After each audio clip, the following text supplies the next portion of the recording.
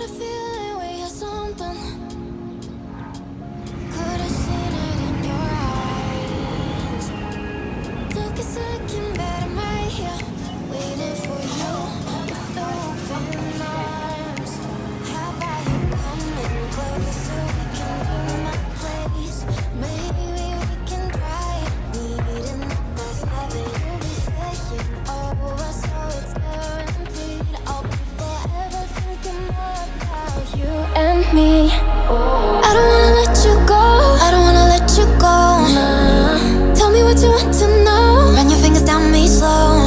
Cause you're in my head. You are. Cause you're in my head. Cause you're in my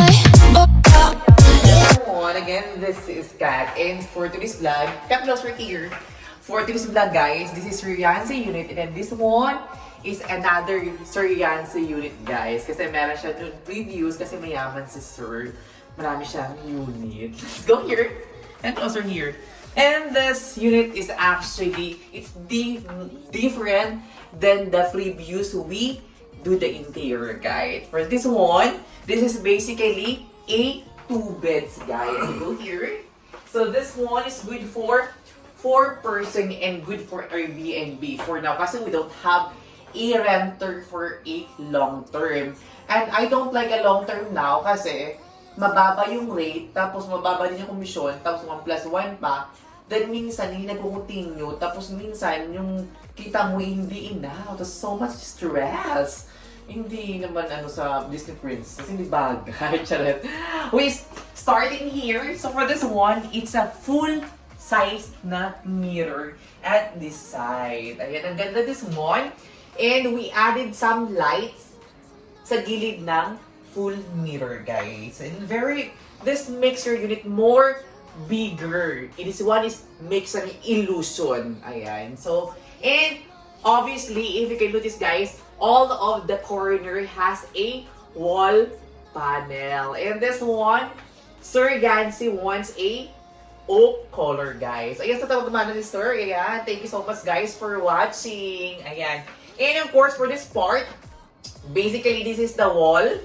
So, ito yung magiging headboard ng bed. So, for this area, what we have here is a UV sheet. Ayan. And we touch, of course, with the gold. Ayan. And basically, it's kind of 2 UV sheet and we added some panel. And of course, don't forget, we added also a light. Ayan. Ang ganda dito. And for the decor here, we added a 2 sides na na ilaw, guys. Ayan. Meron doon at meron dito. And if you notice, we do also the rewiring, which is we have here the switches. And of course, we have here the socket at the center. Show them at the center.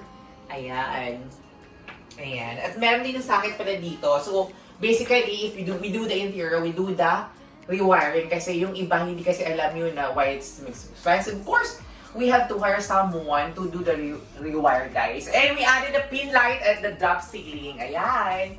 And this one, kasi galing sa long term, guys, we do also a repainting all over the unit, guys. If you notice, bago siya tingnan at hindi siya smelly na parang yung naninigarilyo, guys. Ayan. And for this bed, this one, we actually want this kind of bed kasi meron siya dito, oh. Ayan. May ganyan siyang drama. And it has a 6 drawers. And the good thing about the drawers is actually basically it has 2 sides. So it's open. And you can just use it flat. Ayan. Ayan. Medyo pala madugo. And for this kitchen part, what we have here, we have a earth stone color, guys. Ayan. And we added some LED light in here. So, the good thing about it, kasi it's dark color and you add a LED, guys. So, it's a contrast kind of thing, which is very good actually in interior. If you're doing interior, guys, kasi yung iba naman nag-interior, barang-barang lang. Siyempre tayo, honor student, tayo row 4. And of course, we have here the smart lock. So, we advise to have the digital smart lock for all the Airbnb units. So, basically, you only have to give a passcode to the guys, guest. And if you notice guys, binago din namin yung ilaw here. It's a side color light also. And this is the good thing about here because we changed the door. Ayan. For the toilet and bath, we have a full size na door mirror guys. And sliding na. So we remove the door. In return, we have here a mirror. So mirror everywhere. Kasi batay na pang mayaman magpasalamin ka. Dami yung salamin. Ayan. And this is the toilet and bath. We have here the overhead cabinet. And it has a pin light. And of course, it still have an LED inside the cabinet. And if you notice guys, this one is the tempered glass.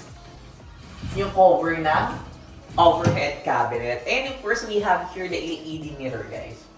Ayan. Parang tuyot yung lalamunan ko, kumain at ako ng may buhok. Charot, kumain ako ng balot. Tapos ng mais, kaya may buhok. Pag yellow, alam mo mais. Charot lang. Pag itim, balot. Pero pag brown, charot. Native.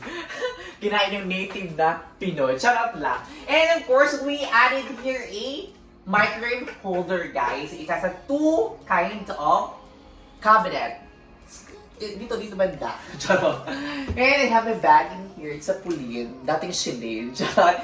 And this thing here, this is the more expensive thing inside the unit actually because it has all wall panel in this wall. So, basically, we have a full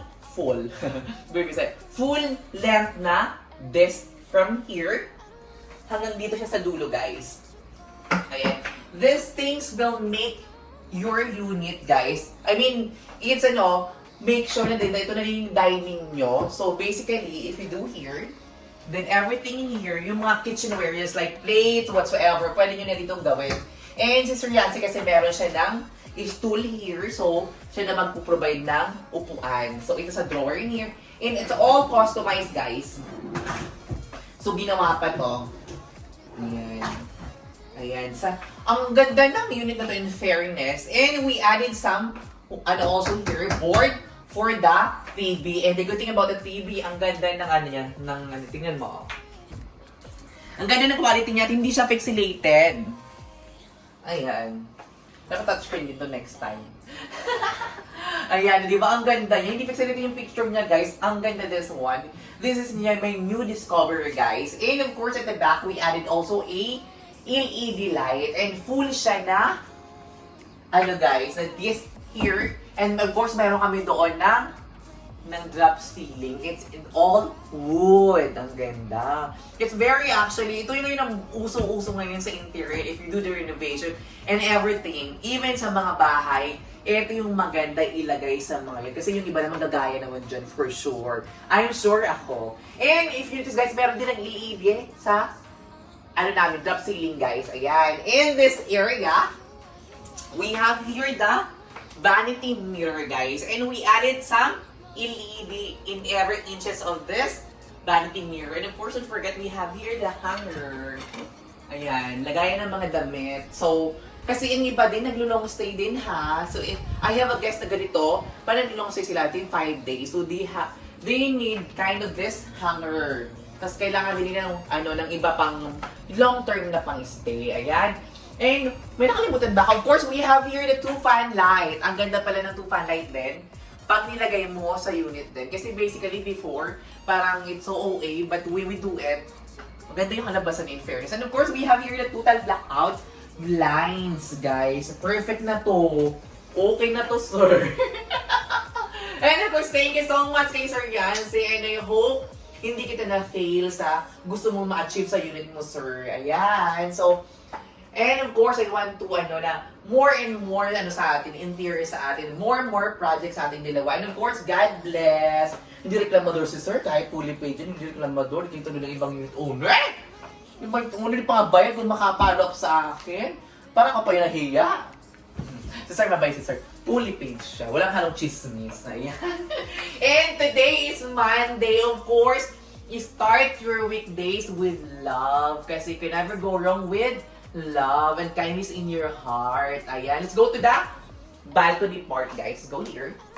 And before I forgot, we also add a LED at the top of this kind of full na dent na na keme-keme. Nakabaklis nyo na Disney Princess. Diba? Huwag mo nang isara. May last viewing pa, charot. Charot lang. Ayan! This one! Ayan, this is the view of the balcony. Ayan. Still, you can see the Manila Bay. Ayan yung amenity.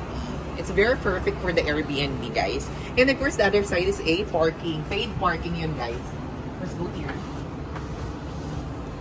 And of course, I am forever thankful and blessed kay Sir Gans, of course. Kasi, si Sir yung parang one of my favorite na kliyente.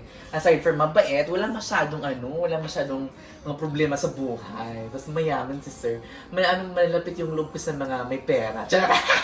Charot lang. Baka naman sabi niya ba, mukhang pera ako. Slight lang. Charot.